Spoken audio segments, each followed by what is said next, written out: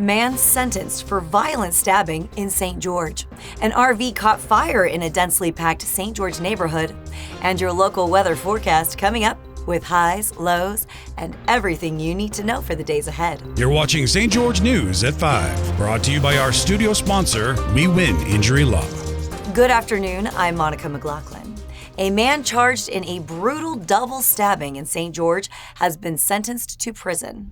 23-year-old Elian de Jesus Arias Sierra pleaded guilty to attempted murder and aggravated assault after a violent attack in January that left 2 people seriously injured.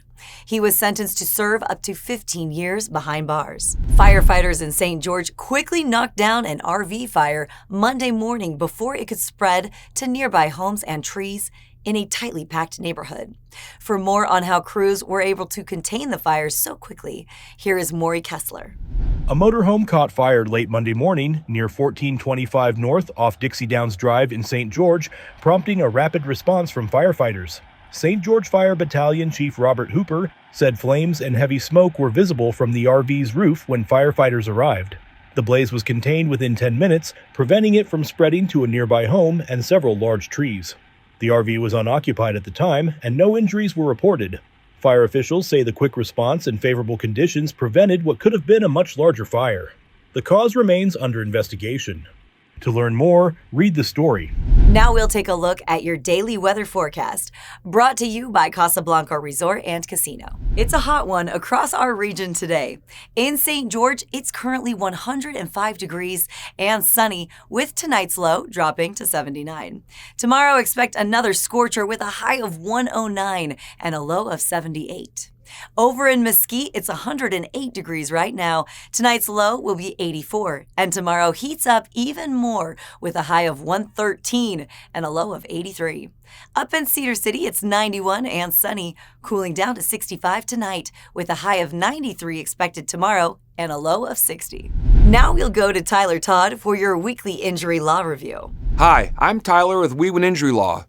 Utah's comparative negligence law means you can still recover damages even if you're partially at fault for an accident, as long as you're less than 50% responsible.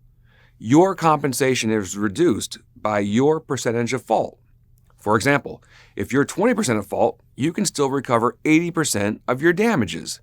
We help ensure blame isn't unfairly shifted onto you. A Nevada man is facing serious charges after a crash in Kane County left a 7-year-old girl dead. Investigators say 32-year-old Armando Garcia Becerra was drunk behind the wheel of an ATV when it rolled, causing fatal injuries to the child. He's now charged with automobile homicide and multiple counts of DUI. A new mental health facility is opening its doors in Washington City, offering creative hands-on therapy options like yoga, ceramics, and baking. The Integrated Healing Center is set to be fully operational by the end of July. Stockton Myers has more on how staff aim to change the way mental health care is delivered. Washington City will soon have a new mental health resource in the form of the Integrated Healing Center on 750 Merrill Road. Members of the Washington City Council, including Washington City Mayor Cress Staley, attended a workshop meeting on Wednesday at the location to learn more about the facility. Brad Matheson, the CEO of Integrated Healing Centers, says the purpose of the facility is to provide a unique experience for clients dealing with anxiety and depression, among other mental health issues.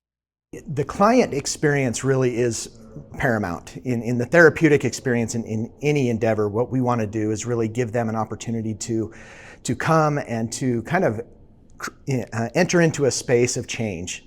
And in order to do that, oftentimes we want to create a somatic experience, something that they can do. So rather than just talking about your problems, rather than just trying to process what's going on or what's wrong in your life, what we want to do is give an opportunity to create competency. Matheson explains how clients can engage in various therapeutic activities such as meditation, yoga, ceramics, and artisanal baking. Again, it's that somatic, like kneading the dough. It's just about getting into your body a little bit more and getting out of your head.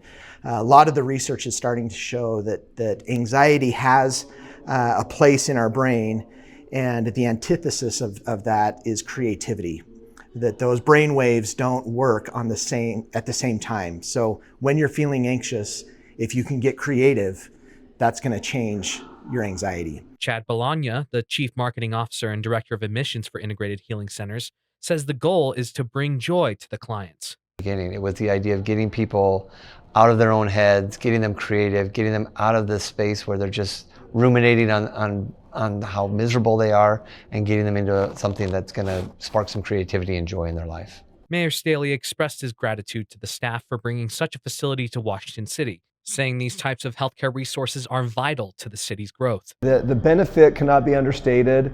They've got a unique approach to it, and typically we're not in the business of picking winners and losers in the private sector, but when there's a type of service like this that benefits the community, and when there's a need for mental health services where people can heal outside of hospital but away from home but stay in their routine, then we're really excited about that. And so we want to be able to, in just natural conversation and interactions, be able to steer them in the direction for the services that they might need. The facility is expected to be fully operational by the end of July.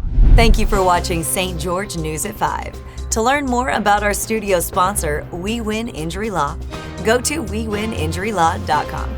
I'm Monica McLaughlin with St. George News, your #1 source for local news. Thanks for watching. Don't forget to hit the subscribe button for more local news updates. And if you liked this newscast, you might enjoy one of these stories right here.